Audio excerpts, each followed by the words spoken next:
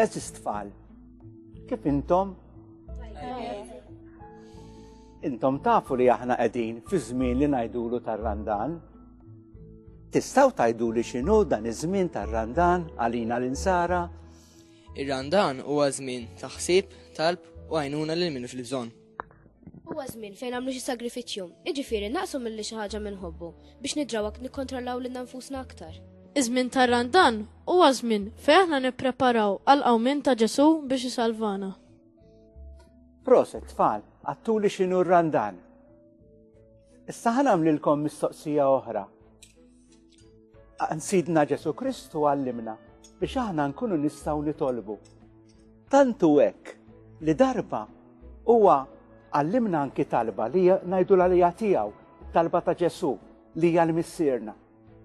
Issa kif taħsbu li nistgħu nitolbu aħjar u x'se nitolbuh lill-Alla tagħna? Lill-Alla ngħidulu grazzi talli tana ġenituri biex jieħdu ħsiebna. Ngħidulu grazzi biex għax tana biex niklu, fejn noqogħdu u fejn nitalmu. Ngħidulu grazzi tal-Alla tagħna nies jħobbuna bħall-ġenituri tagħna u anke tagħna l-katekisti u l-assis tal-qudies fejn immur. Nistgħu lil Ġesu fit-talb tagħna ngħidulu sorry, forsi talli ma ġibtx ruħi tajjeb l-iskola jew id-dar, jew forsi talli ġġilit mal-ħbib tiegħi. Proset tfal, għattunna ħafna okkażjonijiet fejn nistgħu nitolbu biex nirringrazzjawh. Darba lil Ġesu kol staqsewh kif għandhom jitolbu u Ġesu qalilhom it-talba sabiħa tal-missierna. Din hija talba li nitolbu fil-quddiesa. Imma din nistgħu nitolbuha wkoll meta nkunu waħedna. Tinsewx tfal li l-quddiesa hija l-isbaħ talba li nista' nitlob. Għaliex inkunu miġbura ma' nsara oħra u li flimkien nistgħu wkoll nirċievu l-ġisem ta' Ġesu fit-tqarbin. Għandna wkoll talba lil Marija, it-talba tar-Rużarju, li hija talba sabiħa ħafna li nħajjarkom titolbuha ta' spiss.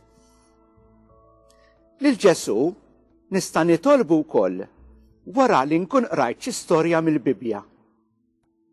B'hekk lil Ġesu inkun qiegħed inkellmu fuq kif dik l-istorja tista' tgħinni inkun nisrani aħjar. Fl-aħħar meta nkun id-dar qabel norqod inħajjar lill-ġenituri tiegħi biex nitolbu flimkien bħala familja. Tfal, meta nitolbu, ma nitolbux naġlu, jew inkunu moħħna f'xi ħaġa oħra. Imma biex ninġabru nistgħu nagħlqu għajnejna u nitolbu fis-skiet. Għaliex hemm inkunu verament lil Ġesu qegħdin inkellmuh bil-qalb. Tajjeb tfal, intom għattuli kemm għandna x'nirringrazzjaw lill-Alla għal xi affarijiet li għandna. Għandna l-familja, għandna wkoll min jieħu ħsiebna, għandna il-qassis fejn aħna mmorru nisimgħu il-quddiesa u dawn kollha affarijiet sbieħ. Imma jiena naħseb li intom tafu wkoll li mhux it-tfal kollha tad-dinja għandhom dawn l-affarijiet. Għandhom ħafna affarijiet neqsin. Kultant lanqas isibu fejn joqogħdu. U Ġesu biex jispjegalna li dawn it-tfal m'għandniex inħalluhom waħedhom, għalilna aħna għandna nuru karità magħhom. Tistgħu tgħiduli din il-kelma karità xi tfissru biha? Karità tfisser li aħna għandna nagħtu minn tagħna bħalma Alla tagħna ħafna affarijiet sbieħ. Il-karità pereżempju isu li noħorġu ftit flus mill-money box u ntu xi ħadd li m'għandux. Jew inkella nagħtu biċċa ħobż mill-lanċ tagħna forsi li xi ħadd li ma ġabix jew nesiha warajh. Dawn kollha huma affarijiet li nistgħu li ta' karità li nistgħu nagħmlu ma' tfal tad-daqs tagħna. Tajjeb tfal, darba Ġesu kien fit-Tempju ta' Ġerusalemm. U meta jidħlu n-nies kienu jagħtu offerta. Kienu jagħtu flus fil-kaxxa tal-offerti. Kien hemm nies li bdew jitfgħu ħafna flus. Imma Ġesu mara li kienet mitila ir-raġel tagħha. U din kienet fqira ħafna. U kull ma tat kienu 2 ċenteżmi żgħar. U Ġesu qal, dawk in-nies taw miż-żejjed tagħhom. Imma din il-mara mill-faqar tagħha tat milli kellha biex tgħix.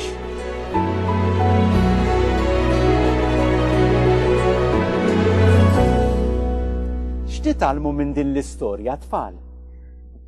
Minn din l-istorja nitalmu li dejjem għandna nagħtu milli għandna u mhux miż-żejjed tagħna. Proset tfal, verament illum stajna nifhmu aħjar x'jiġifieri titlob lil Ġesu u x'jiġifieri tagħti karità f'isem Ġesu kif qalilna hu. U jien nixtieq infakkarkom f'xi ħaġa wkoll meta tkunu qegħdin titolbu, tinsewx titolbu għalija wkoll. Tfal nirringrazzjakom u din hija okkażjoni sabiħa biex jiena nagħti l-barka tiegħi lilkom u l-tfal li qegħdin jarawna u jisimgħuna. Fl-isem tal-Missier u tal-Iben u tal-Ispiritu Santu. Amen.